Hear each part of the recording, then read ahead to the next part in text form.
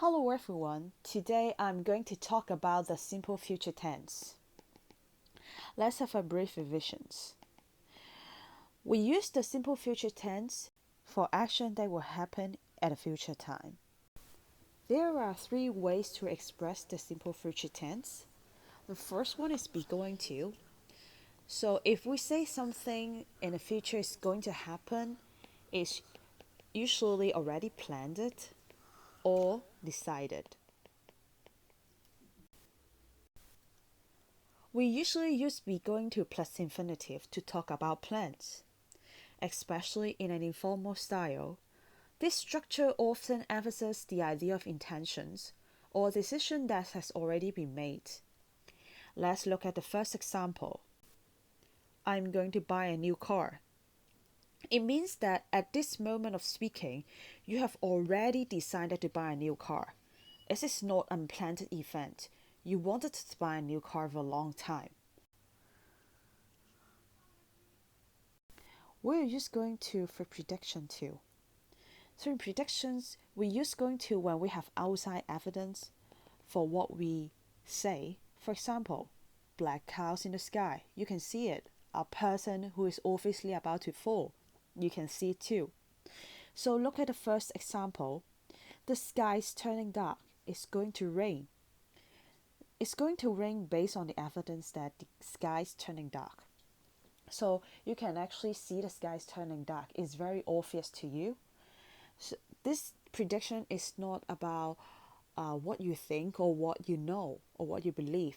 It's something that is happening right now. It's actually something that you can feel or see or sense. The second sentence, look. The second one, look, the bomb is going to explode. Obviously, it is evident that the clock is ticking for the bomb. So you use going to explain the future event. The second way to express simple future tense is to use present progressive, as known as present continuous tense. We use present continuous tense to express simple future tense in terms of personal plans and arrangement. The details are fixed. So let's see these examples. I'm seeing my parents on Sunday. I'm going to see my parents on Sunday. Actually, they carry very similar meaning. However, the first one stressed on fixed arrangement. The second one, you're expressing your intentions to see your parents on Sunday. So the third example is Sam and Tracy are going to England this summer. Intention too. Lastly, we'll use will plus infinitive to express simple future tense. So when you want to talk about general future and not a fixed plan, you use will plus infinitive. I will go to Japan next year. I'm going to Japan next year. You express the intentions or plans in the second sentence. But in the first sentence, you just express that you might go to Japan next year, but it's not fixed. And the second example, the fridge is empty. I will go to supermarket later. You're referring about the general future. Secondly, we use will plus infinitive to say about future fact. For example, I will be 12 years old next year. No, I'm going to be 12 years old. So it's just like a prediction, but when you predict something with factual evidence, you use will plus infinitive.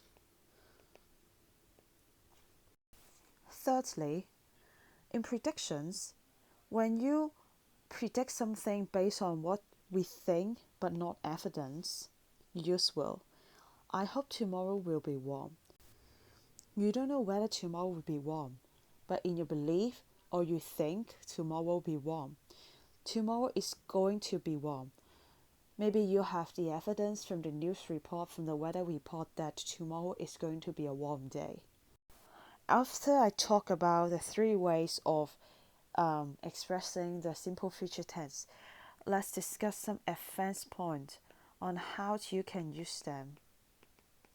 Precisely. So when we talk about present reality, we prefer present form, including present continuous, or going to when we're talking about future events that have some present reality. The first sentence, I'm seeing Jessica on Tuesday. The arrangement exists now. You're going to get a new car. The decision exists too.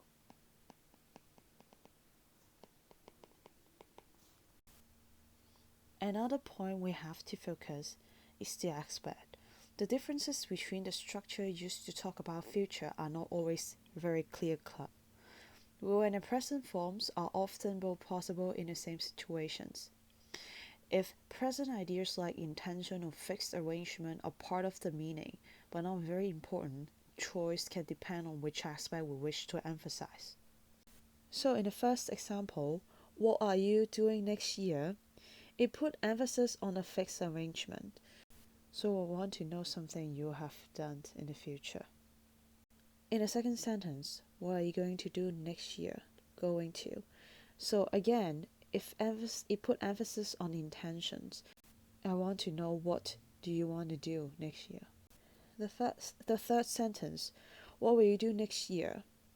So when I ask this question is about an open question about the future. Perhaps no clear plans have been made. After the revisions, let's do some exercise to familiarize our learning. So in this exercise, uh, they consist of both active and passive voice. When we want to determine whether a sentence is in passive voice or active voice, we have to focus on whether the subject can perform the actions. So in the first questions, quick, get out of the car. It burst in flames at any moment. Obviously, this is the outer evidence.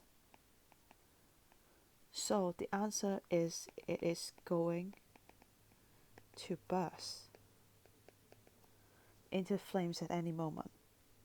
Second one, here's the money you asked for, $1,000. What do with it? It is obvious that you need $1,000 for something.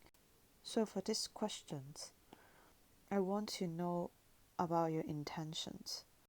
And for intention, we use be going to plus infinitive.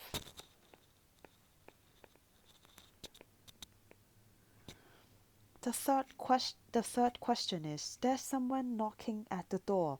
Who can it be at this time of night? That be Helen. Based on the questions, you don't know who is knocking on the door, but you think that will be Helen. It's something that you believe. Right?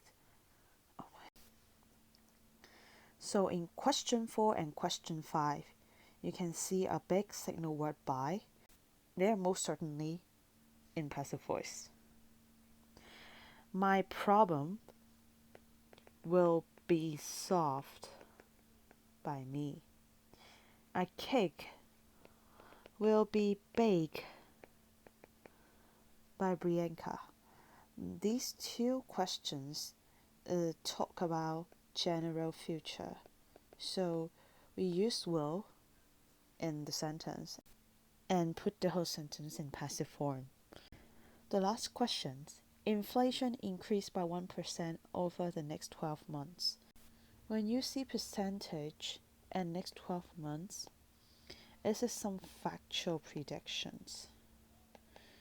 When we see factual predictions, we have to use will plus infinitive. Okay, that's the end of my sharing. Thank you.